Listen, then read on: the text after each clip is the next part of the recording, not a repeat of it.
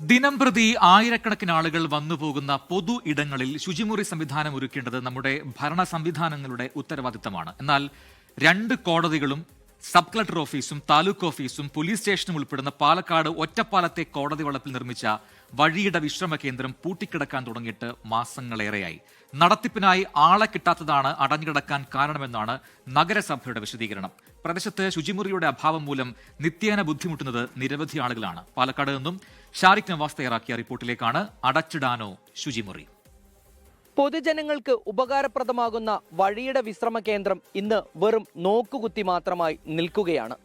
2 കോടതികളും block panchayat ഓഫീസുമടക്കം പൊതുജനങ്ങൾ ആശ്രയിക്കുന്ന 10ഓളം സ്ഥാപനങ്ങളിലേക്ക് എത്തുന്നവർക്കായാണ് ഈ കാണുന്ന ശുചിമുറികൾ ഉൾപ്പെടുന്ന കെട്ടിടം നിർമ്മിച്ചത്. റവന്യൂ ഡിവിഷൻ ആസ്ഥാനമായ ഒറ്റപ്പാലത്ത് sub collector office, taluk office, magistrate മുൻസിഫ് കോടതികൾ, sub registrar office, taluk supply office, village ഓഫീസുകൾ, block panchayat office, veterinary polyclinic, police station തുടങ്ങിയവ അടുത്തടുത്തായാണ് പ്രവർത്തിക്കുന്നത്.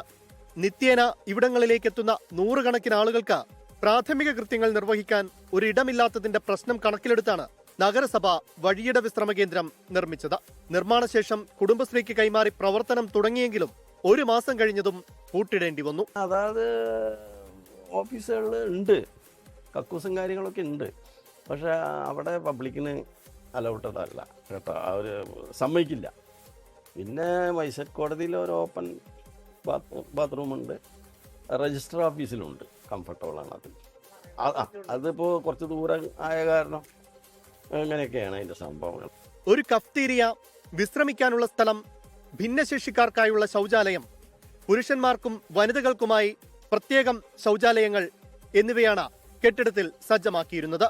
കെട്ടിടം പൂട്ടിക്കിടക്കുന്നതിനാൽ സ്ത്രീകൾ ഉൾപ്പെടെ നിത്യേന ഇവിടെ എത്തുന്നവർ വലയുകയാണ്. ഇവിടെ വില്ലേജ് ഉണ്ട്, താലൂക്ക് ഓഫീസുണ്ട്, പോലീസ് സ്റ്റേഷനുണ്ട്, ഇവിടെ എല്ലാ സ്ഥാപനങ്ങളും ഉണ്ട്. ആ സ്ഥാപനത്തിലൊക്കെ സ്ത്രീകൾ വരുമ്പോൾ പൊതുജനങ്ങൾക്ക് ഒരു സൗകര്യം ആയി തന്നാൽ വളരെ ഉപകാരമായി.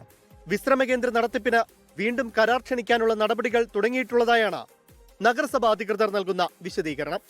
ദിനം പ്രതി 100 കണക്കിന് ആളുകൾ എത്തുന്ന കോടതി വളപ്പിലെ വഴിയുടെ വിശ്രമ കേന്ദ്രം നടത്തിപ്പിനായി ആളെ കിട്ടുന്നില്ല എന്ന ലാഘവത്തോടെയുള്ള മറുപടിയിൽ നഗരസഭ കൈ കഴുകുകയാണ്.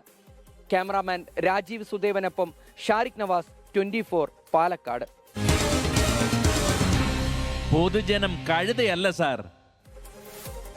ജനകീയ വിഷയങ്ങളിൽ നമ്മുടെ ഇന്നത്തെ റിപ്പോർട്ടുകളൊക്കെ കണ്ട് ഒരുപാട് പ്രേക്ഷകർ കമന്റ് ബോക്സിൽ അവരുടെ അഭിപ്രായങ്ങൾ രേഖപ്പെടുത്തിയിട്ടുണ്ട്. അതായത് ഇപ്പോൾ ഓമനകൃഷ്ണൻ പറയുന്നു, വ്യക്തമായ ആസൂത്രണമില്ലാതെ ജനങ്ങളുടെ നികുതി ഉപയോഗിച്ച് കെട്ടിടങ്ങൾ പണിത് നശിപ്പിക്കുന്നത് എന്തിനാണ്? ആ പണം മറ്റെന്തെല്ലാം ആവശ്യങ്ങൾക്ക് ഉപയോഗിക്കാം എന്നാണ് ഓമനകൃഷ്ണന്റെ ചോദ്യം. നേരത്തെ നമ്മുടെ തൃശ്ശൂരിലെ ആ വിഷയം കണ്ടപ്പോൾ, അവിടുത്തെ വേതാലയം പോലുള്ള ആ കെട്ടിടം കണ്ടപ്പോഴാണ് ഇങ്ങനെ അവർക്ക് തോന്നുന്നത്. അങ്ങനെ ഒരുപാട് വിഷയങ്ങളിലേക്ക് നമ്മുടെ അഭിപ്രായങ്ങൾ രേഖപ്പെടുത്തുന്നുണ്ട് നമ്മുടെ പ്രേക്ഷകർ.